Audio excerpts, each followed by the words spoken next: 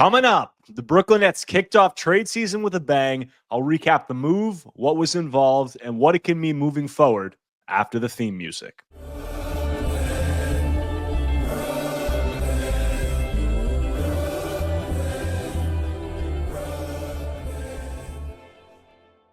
What is up, Nets world? We're back here on the Believe in Nets podcast on the Believe Podcast Network.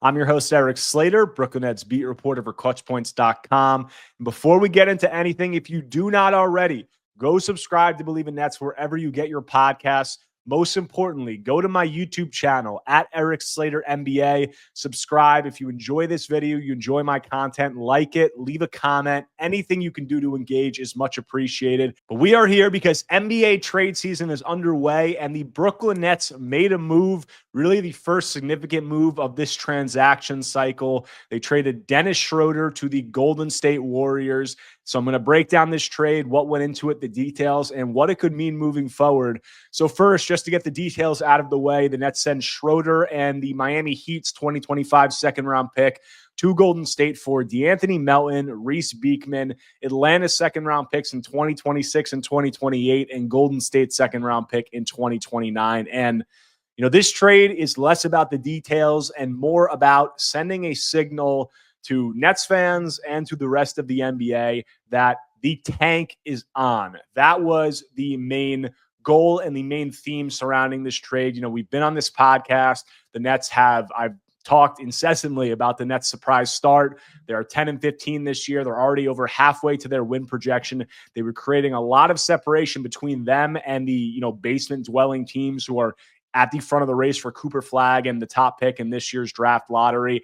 And they needed to course correct. And this is something that I've talked about for 3-4 podcasts now. And I wrote an article about it when Dennis Schroder missed one of those Magic games for personal reasons. And I said that trading Schroeder would be the fastest way to course correct this tank, the fastest way to instantly, vault Brooklyn towards the bottom of the standings. And we've talked about December 15th as the date that trade season officially starts because free agents who were signed during the prior offseason can be traded at that date by their new teams. And Sean Marks wasted zero time. News of this trade broke a day before that December 15th date. So Sean Marks recognized the goal here. And as I said, the meaning and the signal of this goal is that he recognizes the importance of landing a high pick in this year's draft lottery. And he recognized how a veteran like Dennis Schroder, who's having a career best start, was not contributing to that goal. It was actually counterproductive. And then you add in the fact that Schroeder is an expiring contract. He's 31 years old. He does not fit the timeline. And Sean Marks didn't want to risk having him on this roster any longer and, contributing to more wins that were not going to be productive for this team. So this trade is really a signal to fans, a confirmation, if you will, that this is a tanking season, that Sean Marks recognizes that. And then further, it's a signal to the rest of the league that the Nets are open for business. And that's something that we've heard. I talked about it on my last podcast, going over some potential Cam Johnson trade destinations, but the Nets are open to business. They're listening to trades. And the reason that I feel that this Schroeder trade was made so quickly and at that December 15th date pretty much is the Nets knew the kind of return that they were going to get for Schroeder. They knew it wasn't going to be a significant return. And you couple that with the fact that I think Schroeder was the biggest factor in this team contributing or performing above expectations earlier this season. And you want to get that trade, done as soon as possible. So because holding out, it's not going to net you a larger return, in my opinion. And all it's going to do is contribute to more wins in that regard. Because Dennis, to Dennis's credit, he was having a hell of a season. He was not only the leader on the court, he was the leader in the locker room. He had really emerged as the most respected voice. And we've seen that at several points throughout this year, the way that he stood up for other players, the way he stood out for Jordi Fernandez. I wrote about it. Dennis's last act in Brooklyn was going after Taylor Jenkins and Ja Morant in Memphis because Ja Morant was chirping Jordi Fernandez in the Nets bench incessantly. And then the next day he turns around and the Nets trade him. And, that's just the harsh reality for the business. If you're looking at Dennis Schroder, I've talked about, he said numerous times that he wanted to stay in Brooklyn. And I've said it wasn't surprising because you look at Dennis Schroder, this is now the 8th time that Dennis Schroder has changed teams in the last 8 seasons. And part of that was his own doing because he turned down that massive contract from the Lakers a few years back.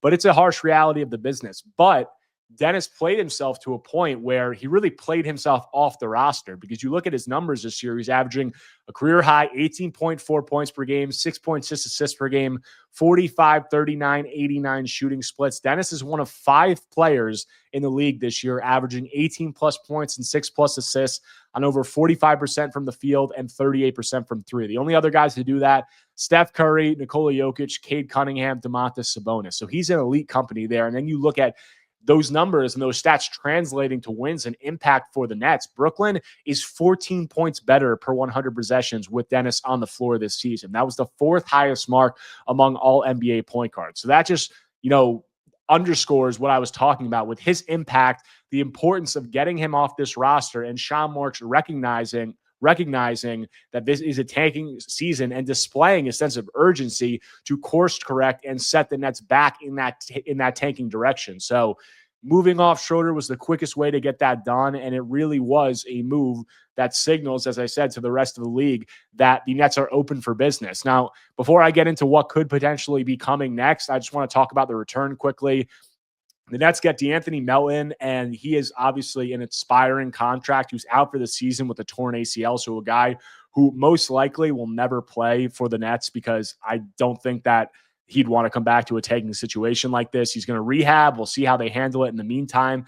But the goal of that was maintaining their league-leading 2025 cap space. And it's something that I talked about on my Johnson podcast, that the feeling around the league has been that the Nets do not want to take back long-term salary in any of the trades they make. They're projected to lead the league in cap space next season. They can get upwards of $70 million they can create, and they want to maintain that. They may be able to take back, say, a player with 1 year left on his deal. I threw out some trades with Cam Johnson where that would happen. But for a player like Schroeder and Golden State, a team that had reported interest in him leading up to this, DeAnthony Melton makes $12.9 million. Schroeder makes $13 million. So it's a seamless fit, allowing Golden State to bring in a guy like Schroeder, allowing them to stay under the first apron, which they only have about $500,000 in space below. So that Schroeder and Melton salary matching was really perfect for them. And then on the Nets end, they don't get anything back in terms of, a significant player for Schroeder. So it'll allow them to continue their tank. And more importantly, it'll allow them to maintain that league leading 2025 cap space. So that was the big thing.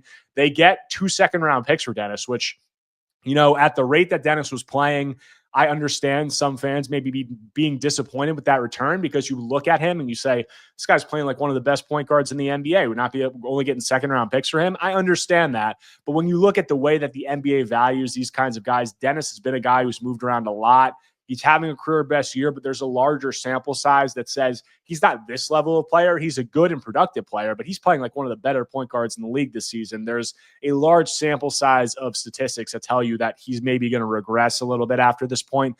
But, he's also an expiring contract, something I need to throw in there. So that's going to lend itself to the return. But, this is less about the return and obviously way more about the tank, as I said before. But you look at the return, and the Nets got Schroeder at last year's deadline for Spencer Dinwiddie, a player that the Toronto Raptors immediately bought out, a player that had effectively, quit on the Nets pretty much. Like, he did not want to be with the Nets anymore. I'm not saying that that's his fault. Some responsibility lies with the Nets for that, some with Dinwiddie, how they handled the situation. But the bottom line is he was not playing hard. He was not playing well. The Raptors bought him out immediately, and that's what the Nets got Dennis Schroeder for him. And then they were able to turn him into 2 second-round picks, effectively turning Spencer Dinwiddie, a player who was not playing at a high level, a player who was a buyout candidate, into 2 second-round picks, which is, that's just a good transaction in this modern NBA landscape. And the second-round picks that they did get, 2026 and 2028 from Atlanta, and also that 2029 from Golden State for the Heat second-round pick this year, which I'm pretty sure is protected. A good trade by the Nets. And you might look at it and say, no first-round picks. We didn't get that for Schroeder. Like, we could have held on to him longer. But holding on to him longer and, at the hopes of getting a first-round pick, which would have been late and they aren't going to get anyway, did not make any sense given what this team is trying to do. So Marks moves off of him early, and the value of removing Schroeder and potentially raising your draft lottery odds by several slots far outweighs any bigger return you thought you were going to get by holding on to him. So it completely makes sense in that regard. And I think to a lot of Nets fans who were in favor of the tank, this is a sigh of relief, because this is a signal that Sean Marks recognizes the goal here, and that Sean Marks is willing to do the difficult things to make that goal happen, and willing to endure some of these short-term losses and some of these short-term difficulties that the team is going to go through. So it's good in that regard. They get the picks. As I said, they also got Reese Beekman, a two-way from the Warriors. They waived Jackie Quee, who unfortunately tore his ACL recently, is out for the season. So they pick up Beekman, who is, I'm not going to talk too much about him, but a 6'3" rookie point guard. He played 4 seasons at Virginia. I watched him last season as a Syracuse guy. I followed the ACC and got to see him play against Syracuse and some other teams. A defensive-minded guard who's really played well in the G League this season so far. He's averaged 18.7 points, 5.7 rebounds, 7.2 assists per game, 52, 35, 60 shooting splits. Only 9 G League games, so a small sample size. But he's a guy who's going to come in, because making this trade now, the Nets really, their only real point guard is Ben Simmons, you would say. I mean, like, they have Shake Milton, who's a little bit more of a combo guard. He can play that point guard role. We've seen it. They obviously have Cam Thomas, who's going to handle the ball. Keon Johnson, not really a point guard at all. But, Ben Simmons being that only guy, and Ben Simmons, the guy who's probably going to slot back into the starting lineup and, assume a lot of the ball handling responsibilities for this Nets team. They had to add some depth, at least, to just have another body. So now they have Reese Beekman, who I think will get some time with this team. Jordy talked about his defensive impact, some of the things he's been able to do there. So he'll get some time. They also have Killian Hayes down in the G League, who's been performing decently. So they could bring him up, because who knows what's going to happen with some of the more of these trades coming. So they add a little bit of point guard depth. They get some second-round picks, but this trade was overwhelmingly about course correcting the tank and setting the Nets back in this direction, and signaling to the rest of the league that the Nets are open to making more moves like this. So, when you talk about the Nets being open to make more moves like this, like we talked to Sean Marks yesterday, and what he said about it was, we're always going to be listening. We're always going to be canvassing the league. He said that acquiring draft capital is obviously, a priority for this team moving forward in any transaction that they make. You look at the two guys who are most likely to move next, obviously Cam Johnson and Dorian Finney-Smith. Those are the guys, the wings that, there's not a ton of high impact wings on the trade market. I obviously talked about Johnson extensively on my last podcast, and some of the suitors that I thought could be available to him. And the Warriors were one of those teams. The Warriors were actually the first team that I talked about. And there's been some conflicting reports about whether or not Johnson was involved in this negotiation. Some people said he wasn't. Some people said he was, and that the Warriors would have had to include Jonathan Kuminga to make a deal like that happen, and they didn't want to do that. So, they trade Melton. They trade a large chunk of salary to get Dennis Schroder, and Cam Johnson is not, a part of that deal, which it doesn't cross the Warriors off as a potential trade partner, because they do have other salaries, but the Nets only want expiring salaries. They traded a big one here. They also have Gary Payton. So, that could be something that they could send back. But when you make a transaction like this and you have an opportunity to expand it and make a larger deal with Cam Johnson, and you don't, I'd say it's unlikely at this point that they're going to circle back and make a trade for Cam Johnson. But because of the nature of this deal, the timing of this deal, it happening this early, we have almost roughly 2 months left until the trade deadline. You can't cross it off, because they could get to a point in 2 months where they're playing at a certain level and they decide, hey, we do want to make that move. So it's not like off the cards or out of, not off the realm of possibilities, but I do think it's unlikely, given that it didn't happen when they made this transaction. But there's still several other teams. I went over all of those teams who could be in the market for Cam Johnson. I said, I've heard that the Nets are looking for 2 first-round picks for him, and who knows what else. It could even be more than that. And I do think that this signals that the Nets are open for business, and that these teams that are, willing to go after Cam Johnson, that he's readily available. Obviously, the Nets are going to be asking for a high price. And then you talk about a guy like Dorian Finney-Smith, a guy who he's not on an expiring contract because he has a player option next season, and it's, to be seen how he's going to handle that, whether or not he's going to pick it up. I think it's $15 million this year, $15.4 million player option next season. But he's a guy that should generate some interest across the league, because he's having one of the best seasons of his career. He's shooting, He's averaging 10 points per game, shooting about 43% from three on decently high volume, like over 5 attempts per game. So that's a player who can impact the game on the offensive end of the floor. And then it's more about his defense, in my opinion. He's a guy who brings that dog mentality. He's tough, gritty, guards across multiple positions, can really guard 1 through 5. Like, you hear that term's thrown around in the NBA a lot, like so-and-so can guard 1 through 5. We've seen Dorian Finney-Smith do it. He switches on the guards on the perimeter, and the Nets have played plenty of small ball with him when they've had all these injuries to their centers, and he's been able to guard up and guard centers. And he's a guy who should be attainable for less, far less than what the Nets are going to be asking for Cam Johnson. So if you get some teams who are, trying to make a step towards contention, who are already contenders and are trying to bolster their rotation without giving up significant, first-round draft capital or young players, Dorian Finney-Smith is a target who could net a return similar to what we're seeing with Dennis Schroder, or potentially more, but along the lines of maybe what we saw with Royce O'Neal, where the Nets held him until the trade deadline, where he was effectively an expiring contract. Dorian Finney-Smith is effectively also an expiring. And the Nets got three second-round picks for him and salary fillers who they let go of. So that could be a model of what we could see with Dorian Finney-Smith. But Dorian Finney-Smith is not a guy who is swinging things to the extent that Dennis Schroder was. Cam Johnson is a guy who I argued when I had Michael Scotto on my podcast a couple of weeks ago. I argued, who was having a bigger impact on winning between Schroeder and Cam Johnson. I ultimately thought that it was Schroeder, and Scotto made a strong case for that, and I agreed with him. But Johnson's a guy who's also making a very large impact on winning just due to the volume of his three-point shooting. He's had multiple wins this year where he's made 6+ threes per game.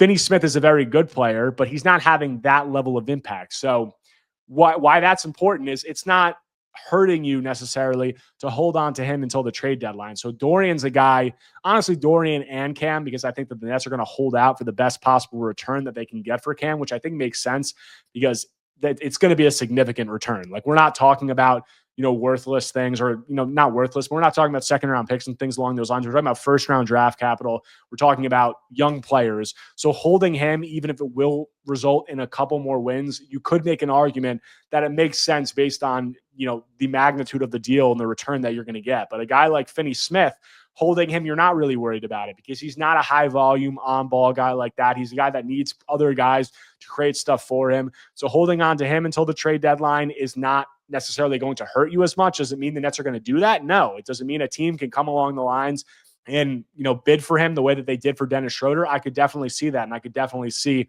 Dorian Finney-Smith being on the move sooner rather than later, but there isn't the same sense of urgency for the Nets to do it. So it's, to be determined and to be seen. But I think that Dorian Finney-Smith is a guy that, Cam Johnson, I think I've given my opinion on it. I think that the Nets should trade him because I think that he's playing the best basketball of his career. He's healthy. I've laid out all my reasoning. I don't think you want to risk holding on to him, but he has 2 years left on his contract. He's 28 years old. The Nets could hold on to him very plausibly. When you talk about a guy like Dorian Finney-Smith, who's 31 years old, he has a player option, could be an expiring. I don't necessarily think the Nets want a part of that player option next season. I think they would much rather trade him for an expiring the same way that they did Dennis and further maximize their 2025 cap space. So he's a guy who I'd be shocked if Dorian was not traded before this trade deadline, and that a move like that could come even sooner. So he's a guy that I'll really be watching out for. Cam Johnson, I would think that happens closer to the trade deadline, if it happens at all. But, all of that is really confirmed by this move trading Dennis Schroder, and it's confirmed by, kind of the conviction that Sean Marks and Joe Tsai made this move with, really emphasizing and putting a priority on that draft capital. And something I didn't even talk about yet that I should have talked about earlier. The same day that the Nets made this Dennis Schroder trade, Dylan Harper is over at Rutgers across the river, hitting a game-winning buzzer beater against Seton Hall, putting up another high-level performance, 25 points, however many rebounds, assists, good numbers, shooting very well from the three-point line. Ace Bailey, another guy, obviously, who had a good game there. There's some weird discourse surrounding his game, but Sean Marks has been out to Rutgers several times to scout those guys. I was at a game earlier this season at the Rack, or Jersey Mike's Arena, as it's called now. The Nets had scouts there. They're interested in these guys, but it's just funny that the same day the Nets pulled the trigger on this Dennis Schroder trade, effectively signaling that the tank is on and all those things, that they're going for this high draft pick.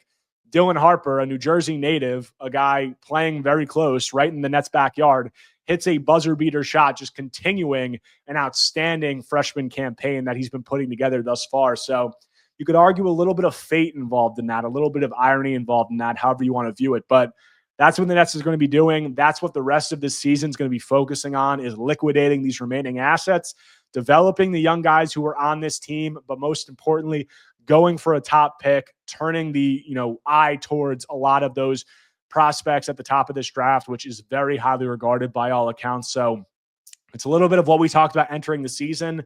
There was a little bit of shakiness, a little bit of, some worries early on with the way the Nets performed, with the lack of moves. But we've always said that this December 15th date was going to be the date. And Sean Marks wasted no time shipping off what has pretty much been their most impactful player early this season, and definitely so with Cam Thomas out of the lineup. So something that should serve as confirmation to the Nets fans and the rest of the league. And if you're in favor of the tank, which I think a lot of Nets fans are, you could let out a sigh of relief that they are going in that direction and they are taking a long-term look towards the future and not putting a Band-Aid on this like some people thought they may have in the past. So good stuff there, in my opinion. But that does it. Short episode here. Just wanted to touch on that Schroeder trade. The Nets have the Cleveland Cavaliers tonight at Barclays Center, so I'm sure we'll hear some more from some other players about the trade, and we'll see how the Nets handle some of the rotation stuff with Schroeder out of the lineup and how that impacts the team against a very high-level team, one of the best in the league in the Cleveland Cavaliers. But that's it on this episode of Believe in Nets on the Believe Podcast Network, your one-stop shop for everything happening across the sports and entertainment world. I'm your host, Erik Slater, Brooklyn's beat reporter for ClutchPoints.com. You can follow all my work, articles, news, analysis, constant on ClutchPoints.com. Follow me on Twitter at @ErikSlater_ for live game tweets, press conferences, highlights, interview clips, all that. As I said at the top, if you don't already, subscribe to Believe in Nets wherever you get your podcasts. Go to my YouTube channel at Erik Slater NBA. Subscribe, like this video if you enjoyed it, comment, all of that. Really appreciate it. But Nets are getting into some more games. Some moves are going to be rolling in. The trade chatters and trade rumors are in full swing, and I'll have coverage of all of that and more here on Believe in Nets. Talk to you guys soon.